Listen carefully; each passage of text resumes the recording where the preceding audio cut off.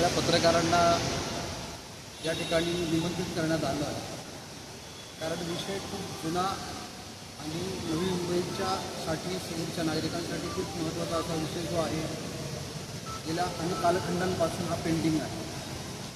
खरं तर विषय पेंडिंग म्हणण्यापेक्षा या ठिकाणी प्रशासनाचं ज्या पद्धतीनं एकंदर कारभार आहे, त्या कारभारावरती नेहमीच सगळेजण प्रश्नचिन्ह उभं करतात. परंतु ही जी अशी बाब आहे, पाळणाघराची बाब अशी आहे की प्रस्ताव महापालिकेनेच आणला आणि तो प्रस्ताव योग्य आहे का याच्यावरती प्रश्नचिन्ह महानगरपालिका जो उपस्थित करते, हे चित्र जे आहे आपल्याला त्या नवी मुंबईत पाहायला मिळते.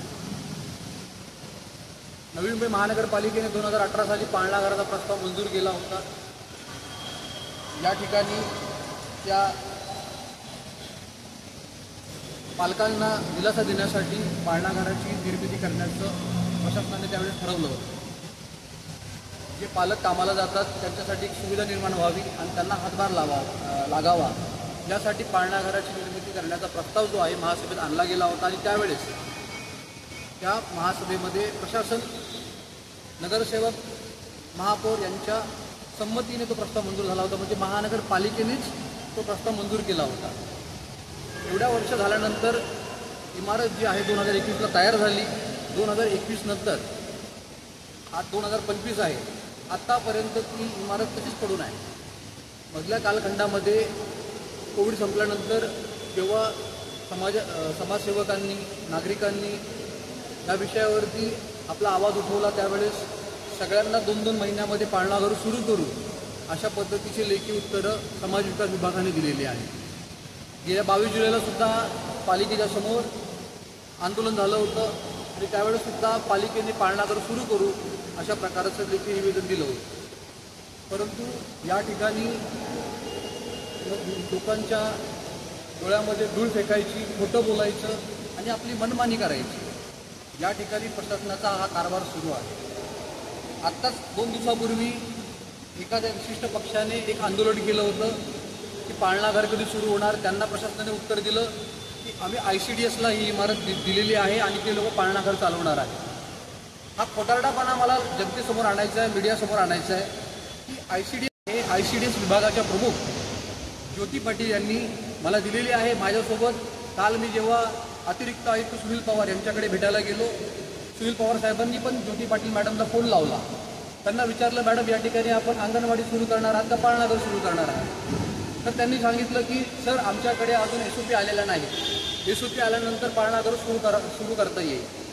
मला हेच कळत नाही की ज्या कामासाठी हे पाळणाघर बनवलेलं आहे त्याचा विनियोग त्याच्यासाठी करायचा नाही, तो सोडून दुसऱ्या कोणत्या गोष्टीसाठी द्यायचा आणि आपली जबाबदारी झटकायची, किंवा एखाद्या शासनाच्या अधिकाऱ्याला खुश करण्यासाठी ही इमारत द्यायची, अशा प्रकारचा घाट महानगरपालिकेचा आहे का, त्या संबंधित विभागाचा आहे का?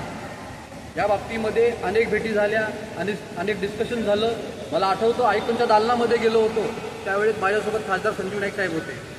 त्यांनी ठामपणे सांगितलं की ICDS हे पाळणाघर सुरू करणार आहे.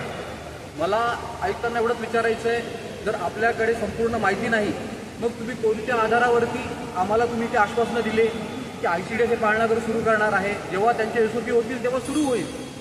महासभेमध्ये कधीही असा ठराव झाला नव्हता की आपण एखादी इमारत उभी करायची आणि ती इमारत एखाद्या शासनाच्या कोणत्या तरी संस्थेला चालवायला द्यायची. म्हणजे माझं असं म्हणणं आहे की आपण त्यांच्यावरती निर्भर का आहोत? आपल्याकडे कोणत्या गोष्टीची कमी नाही आहे, निधी आपल्याकडे आहे आणि आपली महानगरपालिका जी आहे ही वन ऑफ द टॉपमोस्ट महानगरपालिका जी आहे ही देशामध्ये ओळखली जाते. अशा परिस्थितीमध्ये सर्व गोष्टींमध्ये संपन्न असताना आज आपण बघतोय स्वच्छ सर्वेक्षणावरती 100 कोटीचा खर्च होतो, दुसऱ्या गोष्टींवरती 100 कोटींचा खर्च होतो. मग पाळणाघर सुरू करण्यासाठी यांच्याकडे जर पैसे नव्हते, पैसे नसणार आहेत, हे त्यावेळेस त्यांना माहीत झालं नाही का? म्हणजे त्यांचं असं म्हणणं आहे, त्यांनी आयुक्तांनी हा प्रस्ताव आणण्यासाठी, भाड्याने देण्यासाठी आणण्यासाठी त्यातले जर तुम्ही मुद्दे वाचले, सगळ्यांना मी एक कॉपी देतो, जर तुम्हाला समजेल कशा पद्धतीने प्रशासन जे आहे आपल्या नवी मुंबईच्या लोकांना मूर्ख समजते. त्यांनी त्याच्यामध्ये म्हटले की पाळणाघर सुरू करण्याचा हा जो जे काय आहे म्हणजे तो कंपल्सरी नाही आहे, ते महानगरपालिकेचं कर्तव्य नाही आहे. तर मला हा प्रश्न प्रशासनाला विचारायचा, तुम्ही हा प्रस्ताव जो बनवला त्याच्यामध्ये म्हटलं की कर्तव्य नाही आहे, मग हा जो नियम डावलून या ठिकाणी पाळणा घर बांधलं कोणी आणि ते पाळणा घर बांधावं याच्यावरती स्वाक्षरी केले कोणी? तर त्यावेळेस तेव्हाच्या आयुक्तांनी केलं, तेव्हाच्या शहर अभियंत्यांनी केलं. मग तुम्ही त्यांच्यावरती चौकशी केली का? त्यांची चौकशी लावावी हे का केलं म्हणून तुम्ही करणार आहात का चौकशी? उगाच एखादा प्रस्ताव बनवायचा. अजून एक मोठी गोष्ट अशी आहे की हा प्रस्ताव विखंडित करताना त्या लोकांनी असं सांगितलं की 2021ला नवी मुंबई शहरामध्ये 3 ठिकाणं जी आहेत हे पाळणा घरासाठी ICDS विभागाने सिलेक्ट केलेली आहेत. आता मला सांगा, 2025 सुरू आहे, 2021ला सेक्टर 48ला पाळणा घर बांधणार आहे आणि ते ICDSला देणार आहेत, ही माहिती कोणी दिली?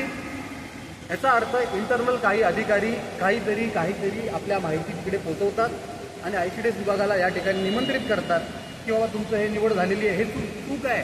आपण पाळणा घर महानगरपालिकेने चालवावं यासाठी आपण या ठिकाणी ती इमारत बांधली, सेक्टर 48ला बांधली होती. मग आपण त्याचं कारण दाखवून आपल्या जबाबदारीपासून का पळतोय? माझं म्हणणं आहे की तुम्हाला चालू करायचं असेल तर स्पष्ट सांगा चालू करणार आहात, पण तुम्ही नागरिकांची दिशाभूल करून या ठिकाणी जे फसवाफसवीचं हे करताय त्याच्या मागे संपूर्ण विभाग, शूड्स विभागातील नागरिक परेशान झालेले आहे. या ठिकाणी महिलांनी सुद्धा आंदोलन केलं. काही दिवसांपूर्वी महिला सुद्धा आल्या. त्यांना पण आयुक्तांनी भर मीटिंगमध्ये सांगितलं की जर शासन चालू करणार असेल ICDS पाळणा घर तर तुम्हाला हरकत काय? आणि एकीकडे आयुक्त असं सांगतात, एकीकडे ते ICDS विभागाचे प्रमुख सांगतात की आमच्याकडे SOP नाही आहेत, आता आम्ही पाळणा घर चालू करू शकत नाही. चाललंय काय? म्हणजे तुम्ही आम्हाला काय समजताय? तुम्ही लोकप्रतिनिधींना मूर्खामध्ये काढताय, नागरिकांना मूर्खामध्ये काढताय, तुम्ही स्वतःला शाणे समजताय.